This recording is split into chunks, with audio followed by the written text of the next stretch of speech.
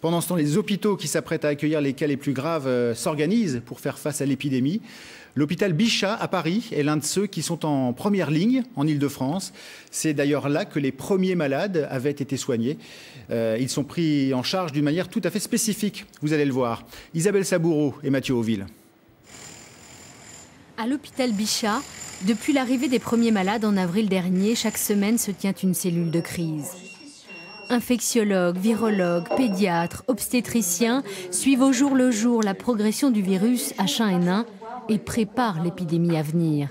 Dernière décision, les patients sont désormais traités à l'écart pour éviter qu'ils ne contaminent les autres. Une porte d'entrée leur est réservée à l'arrière du bâtiment.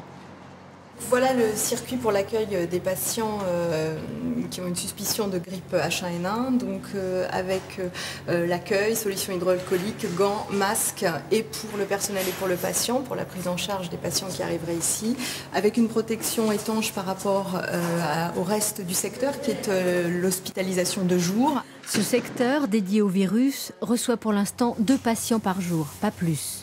Ce médecin va effectuer un prélèvement pour confirmer une suspicion de grippe A. Les règles sanitaires sont strictes.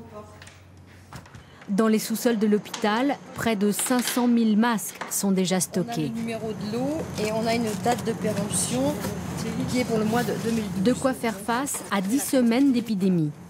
Nous avions fait une moyenne à peu près de 10 masques par jour par patient, avec un nombre de patients estimés par jour qui était de 177 patients, vraiment au pic de la pandémie. Donc pour l'instant, nous sommes très à l'aise. Bon, on verra l'évolution par rapport au nombre de patients. Ce service prend en charge les cas les plus sévères. Seuls 2 malades sont actuellement hospitalisés en attente de résultats. Plus grave, une femme enceinte est en réanimation.